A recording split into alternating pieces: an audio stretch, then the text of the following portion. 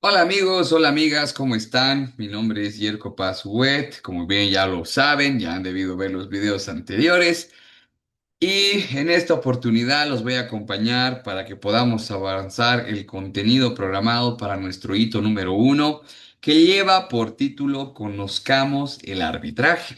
Bien, este es un tema bastante importante, muy interesante, por cierto, porque nos va a mostrar básicamente cuál ha sido el desarrollo histórico del arbitraje, desde dónde se ha dado y cómo prácticamente se ha estructurado a lo largo del tiempo. Es muy importante que en este punto consideremos algo claro. Vamos a hablar de la estructura, bien, histórica, si ustedes quieren, del desarrollo histórico del arbitraje en esencia, pero obviamente no deja de ser interesante e importante que nosotros tengamos, ¿no?, una noción básica, bien, de que son los cimientos que nos van a permitir comprender el arbitraje posterior. Obviamente tenemos que hacer más adelante bien, una contrastación con el arbitraje en general, sí es cierto, pero también con otros medios alternos de solución de controversias, que reitero, en su momento lo vamos a ver, ¿no? Eso ya para el hito 2. Simplemente recordarles, queridos amigos, queridas amigas, que dentro, en realidad, de este hito uno, nosotros vamos a tener actividad o tenemos una actividad netamente diagnóstica, pero obvio el contenido nos ayuda básicamente a que comprendamos y vayamos abordando la parte sustantiva, la parte de fondo de nuestra materia. Bien, y reitero, esto hablamos desde la perspectiva de conocer el arbitraje, porque obviamente tenemos que saber qué es, bien, de dónde nace, cómo funciona, ¿ya? Desde la perspectiva histórica por supuesto. Bien, a ver, lo primero que tenemos que tener en cuenta es que cuando hablamos de arbitraje no estamos haciendo referencia a un método nuevo. Bien, el arbitraje es un mecanismo antiguísimo. El arbitraje es un mecanismo que se encuentra básicamente regulado, tiene muchas raíces o tiene mucha implicación, inclusive en civilizaciones antiguas, ¿no? Vamos a encontrar que nace a partir de la necesidad de las personas y no como muchos creen, como una herramienta, vamos a decirle así, que nace en los años contemporáneos. Bien, eso no es verdad. Importante, sin embargo, mencionar que, claro, actualmente está institucionalizado, bien, justamente por este desarrollo o evolución histórica que se ha dado durante tantos años. Porque, ojo, el arbitraje no viene del siglo XX, no viene del siglo XIX, viene de mucho más atrás. ¿No? Y el desarrollo que se ha ido dando, esta evolución a la cual estamos haciendo mención, pues por supuesto ha permitido que hoy tengamos el tipo de proceso arbitral que vamos a conocer a continuación y además durante toda nuestra materia, durante todo este semestre. La idea es que podamos tener básicamente la noción histórica en este primer hito, que ustedes bien saben, solamente una semana, y ya para adentrarnos básicamente en todo el contenido que implica nuestra materia. Bien, hagamos un importante barrido de cómo básicamente evoluciona el arbitraje. Bien, y es que el arbitraje tiene o ha tenido una incidencia mundial, tiene una incidencia mundial y obviamente, por lo tanto, deviene, bien, nace, si ustedes quieren, de hitos históricos importantes.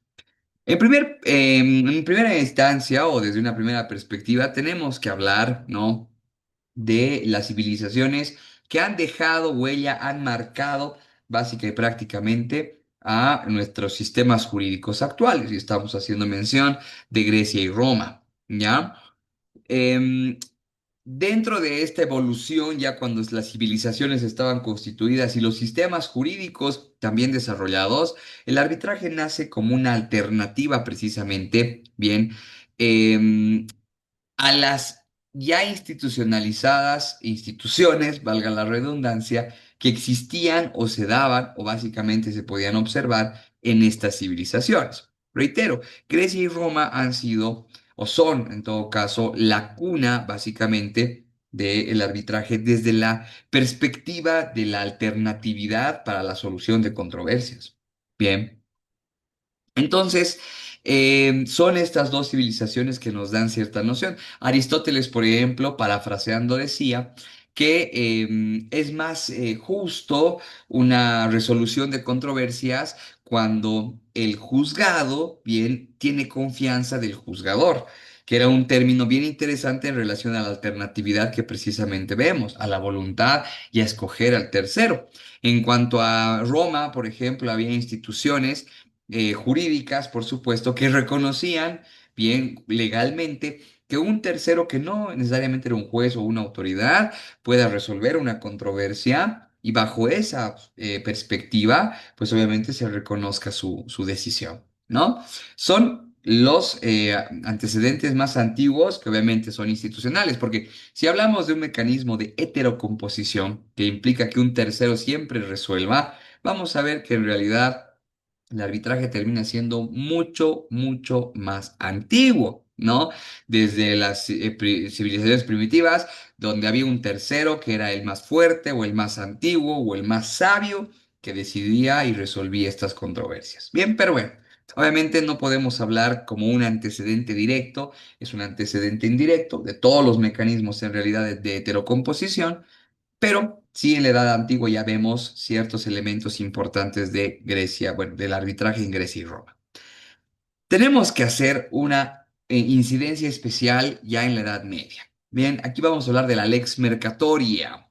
Y es que básicamente los gremios de comerciantes europeos, ¿de acuerdo?, van consolidando el arbitraje para poder resolver disputas comerciales fuera de las lentas leyes feudales. ¿Qué significa todo esto que estamos mencionando? Significa e implica que los comerciantes de la Edad Media, viendo que la corona, viendo que la monarquía no les tiraba pelota, por decir una frase súper entendible, ellos pactan en conjunto, pactan en el gremio, que los conflictos que iban a tener internamente tenían que ser resueltos internamente, pero no desde la perspectiva bien del consentimiento, del diálogo específicamente, sino más bien dotando u otorgándole a un tercero especialista en materia de comercio, en este caso un comerciante o un mercader, para que él en base a su experiencia pueda resolver ese conflicto emergente entre dos o más comerciantes. Bien, ya se denota en este punto una característica mucho más marcada, la alternatividad, pero reconocida bien por las partes que básicamente otorgan cierto grado de jurisdicción o competencia a partir de su aceptación voluntaria para que el proceso avance. Bien, que va en esa relación. Y obviamente termina siendo más rápido, termina siendo más directo y con más especialidad. Este es un antecedente muy importante para la connotación real del arbitraje, ¿no? Las características que hoy por hoy tenemos. Bien, luego ya posteriormente a esta era, bien, o a estos siglos, nos vamos a encontrar con el periodo dado entre el siglo XVIII y el siglo XIX. Bien, y es que vamos a encontrar diferentes situaciones, incluida en ese interín toda la etapa independentista de América, ¿de acuerdo? Donde el arbitraje ya no solamente se genera para poder resolver conflictos directamente entre pares, sino también entre pares, pero desde la perspectiva de los estados, ¿no? Vamos a encontrar el arbitraje interestatal con algunos casos interesantes como el Tratado de Jay y el caso Alabama de 1872, ¿no? Pero se empieza a institucionalizar de una forma mucho más, vamos a decirle así, importante, con dos hitos históricos. Primero, con la creación de la Organización de Naciones Unidas después de la Segunda Guerra Mundial, porque la ONU básicamente va creando, o se van creando de manera dependiente otros organismos internacionales y entre ellos, pues obviamente algunos que tienen que promover el comercio. Y ojo, vean que el comercio siempre ha estado presente relacionado con el arbitraje, ¿ya? Son esas instancias que establecen básicamente los parámetros de directriz para establecer el arbitraje como mecanismo de resolución de disputas que puedan propiamente agilizar la actividad comercial. Y es ahí que en 1958 nos encontramos con la Convención de Nueva York, firmada por muchos países, que básicamente permite sobre todo la uniformidad que ya se estaba pretendiendo, pero sobre todo el reconocimiento de laudos arbitrales extranjeros para que puedan ser reconocidos en todo el mundo. Una actividad importante que permite propiamente que en todas partes del mundo, pues obviamente se reconozca el arbitraje como un mecanismo alterno, que tiene efectividad, tiene incidencia y por supuesto tiene también validez. En el caso boliviano vamos a encontrar también distintos hitos que nos permiten ver y conocer cómo se ha desarrollado el arbitraje a lo largo de la historia. Por supuesto, tenemos que hablar del siglo XIX, cuando evidentemente Bolivia, bien, es independiente en el 1985, y vemos que el arbitraje sí se menciona, pero con una figura muy sesgada, secundaria, muy poco elaborada, bien, dentro de los códigos civiles o de procedimentales civiles, y básicamente como auxiliares. No eran una instancia específica de resolución de controversias, pero sí básicamente como un auxiliar. Un hito importante que podemos mencionar es que en el Código de Comercio de 1977, por primera vez se establece una suerte de desarrollo de proceso arbitral contenida en la materia que básicamente acoge el procedimiento, que es el derecho comercial. Bien, obviamente en este caso se hace una suerte de desglose mayor, pero no termina siendo, vamos a llamarle así, muy prioritaria, ¿no? Seguía viéndose como un elemento simplemente auxiliar o de ayuda, ¿bien? Y es por eso que mientras va pasando el tiempo y el mundo va evolucionando y va requiriendo mayores elementos para llegar a estos puntos, es que en 1997 se promulga, se publica por primera vez la primera ley especializada en arbitraje, la ley 1770, ¿ya? Que básicamente establece que el arbitraje es un mecanismo alternativo que tiene exactamente las mismas características de validez, eficacia y por supuesto de, vamos a decirle así, ejecutabilidad que cualquier sentencia o resolución judicial.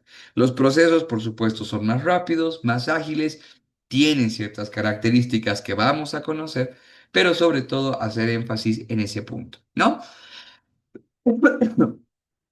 Ya para el año 2015 se actualiza la norma a través de la Ley 708, que actualmente también está vigente y que básicamente establece, entre otras cosas, principios, directrices, pero también límites al procedimiento o a la aplicación del arbitraje en Bolivia. ¿Ya? Entonces, para concluir esta parte y por supuesto concluir este video, podemos decir que la historia del arbitraje es el paso de una solución informal, bien, entre comerciantes, a un sistema jurisdiccional global. ¿De acuerdo? Básicamente se ha comprobado que el arbitraje, bien, es una alternativa real a la resolución de disputas, porque vamos a ver que no es lo mismo que el diálogo, la negociación o la conciliación.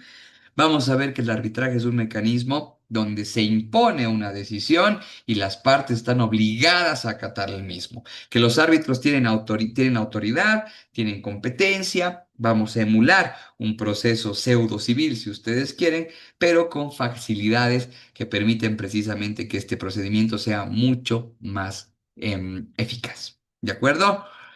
Hoy por hoy, en muchas jurisdicciones del mundo, vemos que el arbitraje ya no es un mecanismo simplemente alternativo o secundario, sino más bien es un mecanismo estándar para la seguridad jurídica y el mundo globalizado. Bien, porque esto está muy de la mano con el comercio y la globalización en el mundo. Bien, ok amigos, con eso estamos terminando nuestro hito número uno. ¿De acuerdo? No se olviden, esta base nos va a servir demasiado para que podamos comprender precisamente los elementos que vienen a posterior. Y obviamente aquí les pido por favor siempre tengan presente lo que vamos viendo durante el trayecto. ¿Ya? A partir del siguiente hito, ya en la semana número 2, vamos a empezar a abordar el contenido y por supuesto también lo vamos a explicar a través de estos videos. No se olviden, por favor, hacer sus actividades, sigan la ruta de aprendizaje, pero principalmente no dejen que los plazos y los tiempos les venzan. Bien, nuevamente reitero, soy Yerko Paz, ha sido un placer estar con ustedes en esta sesión. Nos vemos prontito, tengan buen día, buena tarde o buena noche. Gracias.